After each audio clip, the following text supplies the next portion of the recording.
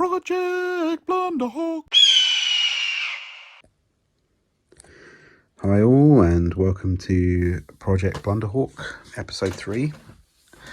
Today we are going through some of the fitting for the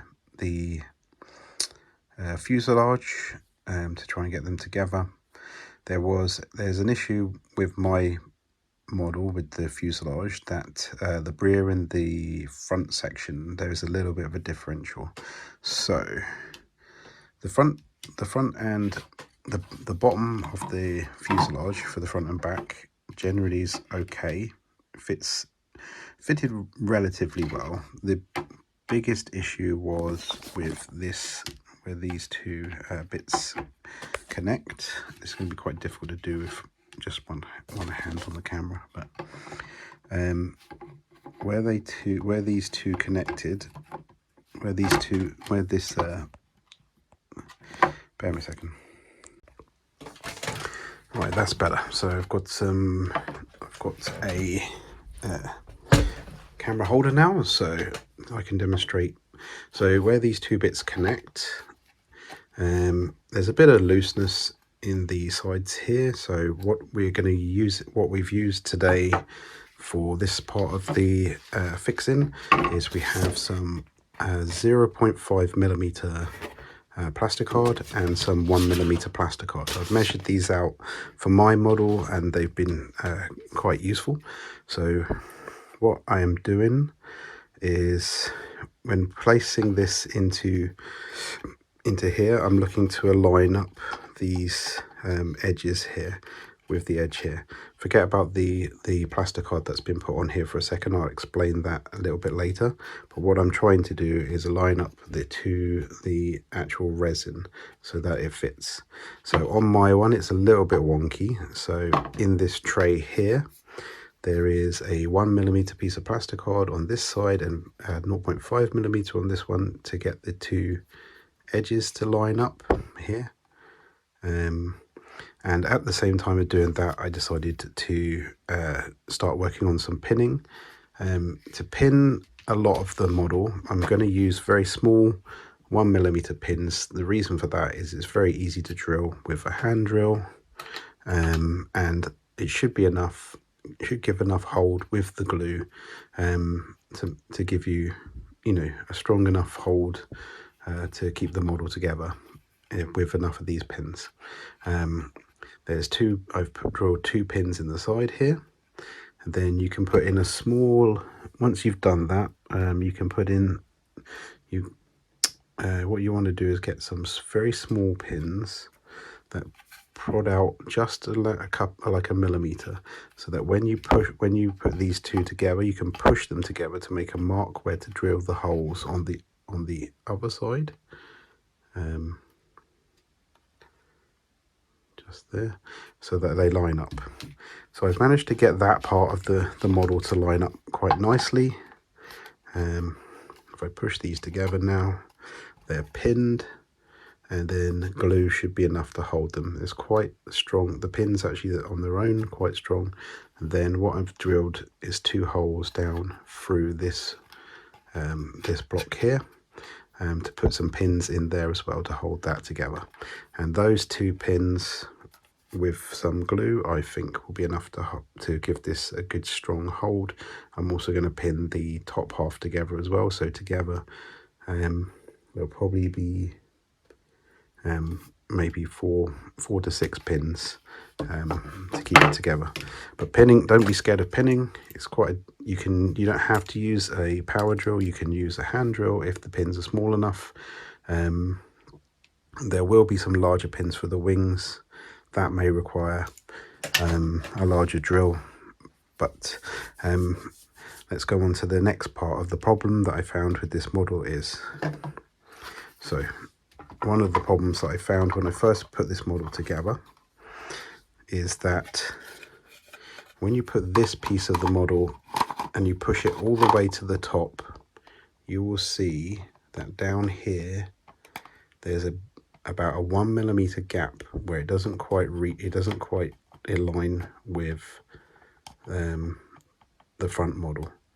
Now that's a big problem, because if you see here, if you put it down to where the bottom part ends, right in line with that, you'll see a massive gap in this hole here and a massive gap at the top of the model. Well, when I say massive, it's about 1 millimeter as measured on my model. So my idea, so if you stick them together as they are, you'll either have this pushed all the way to the top, and you'll have a 1 millimeter gap at the bottom, which makes problems for the another part of the model. And if you put it to the bottom, you'll have this lip at the top, which means it won't work. So instead of doing a lot of filling at the bottom of the top, what I've done is with this bottom tray, which has got the least detail on, I have cut some 1 millimeter thick plasticard sandwich on this rear part of the base, and then on these parts where the top model sits on. And if I place that on top here, it will mean that I have very little filling to do where that sandwich is in the middle there. It's barely visible, and I will trim this down so that it's even less visible. But if you put that 1 millimeter sandwich in there, that actually makes it fit pretty much exactly top and bottom, because there is that 1 millimeter gap between the two. I need to obviously fix a bit of gap filling here. If I turn this around, you'll see that fixes quite a lot of the problem. And when we put there's a piece here that goes in here, which is the let me go and get it. It's the intakes for the main engines. Bear me a second. So here are the intakes for the main engines. This part goes in here.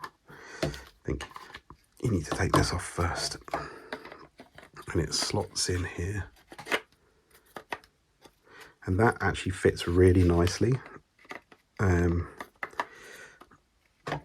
We need to put this bit on top. That fits in there.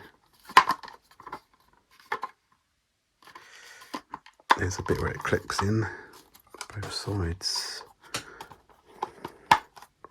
so it clicks in there. So that actually fits really nicely. And now when I connect these pieces together,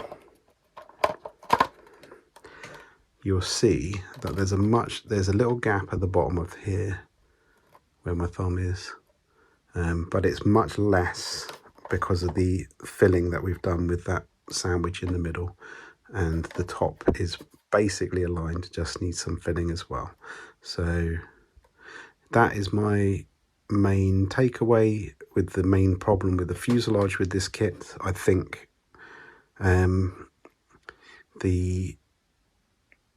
there's only, for this kit that is quite old now, my takeaway from my dry fitting with it is the two biggest issues you'll have, and after that is mostly plain sailing, is going to be this 1 millimeter sandwich that I had to fill in here, and it pretty much perfectly fits now that plastic's been put in there, and slight warping of the nose cone of the aircraft. Obviously mine did have some bending on this bit, which I've done with the hot water, which there's a little bit of give there, which I'm gonna voice shut to see if I can shut that up a bit. But yeah, the two main issues are that gap on this side, the slight warping of the nose, which was, I think I've relatively sorted that now. Might need a little bit of pinning, and then everything else should go together pretty nicely by the looks of it.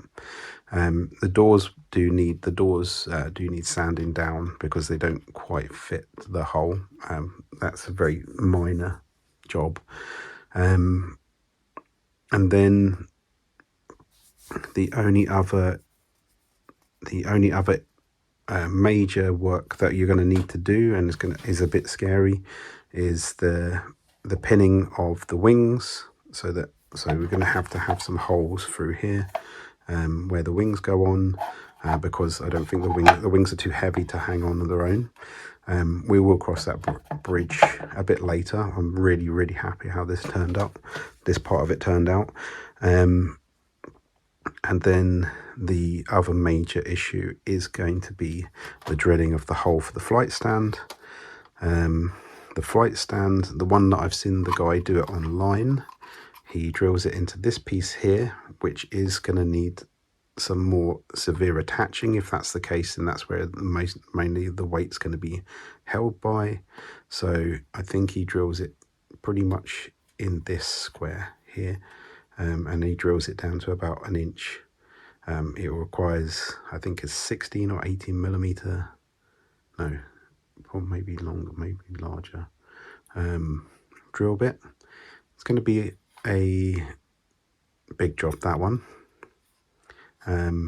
But I think I'm super happy now that I've managed to find a way to get the fuselage to fit together well. And yeah, that's the progress we've got. Don't fear doing a bit of pinning. If you do small pins like this, 1 millimeter, you can do it by hand. It's just a case of the hardest thing is to line them up, but it actually turns out that there are a few ways to do that where it's super easy. And yeah, thanks for your time, and yeah, catch you on the next episode. And by that point, hopefully we've got some bits assembled, and yeah, on to the next bit. Thanks guys, cheers.